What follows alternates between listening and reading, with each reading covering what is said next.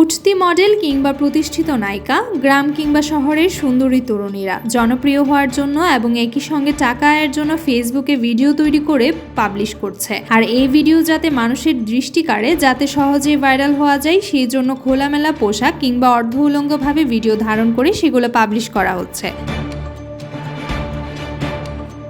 অশ্লীল অঙ্গভঙ্গি, খোলামেলা পোশাক, আবেদনময়ী লুক, মানুষকে আকৃষ্ট করার চেষ্টা, এভাবেই সামাজিক যোগাযোগ মাধ্যমগুলোতে প্রতিনিয়ত লাখ লাখ ব্যবহারকারী নিজেদের ভিডিও পাবলিশ করছে। এতে অপ্রাপ্তবয়স্ক ছেলেমেয়েরা যেমন এগুলো দেখে বিপদগামী হচ্ছে, তেমনি সমাজে পরকীয়া, প্রেম, দেহ ব্যবসা, নারী পাচার সহ বিভিন্ন অপরাধমূলক কাজ বৃদ্ধি পাচ্ছে।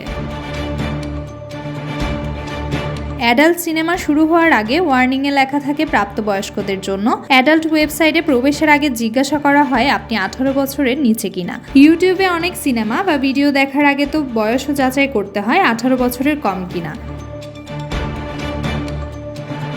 এবার হয়তো ফেসবুকেরও সময় এসেছে এমন ওয়ার্নিংয়ের। ভাইরাল হওয়ার নেশায়, জনপ্রিয়তা অর্জনের নেশায় যে হারে ফেসবুকে অশ্লীলতা ছড়াচ্ছেন উঠতি বয়সের তরুণ তরুণীরা, মধ্যবয়স্ক নারী কিংবা মডেল অভিনেত্রীরা, তাতে হয়তো ফেসবুকও ওয়ার্নিং ইফেক্ট আনতে পারে।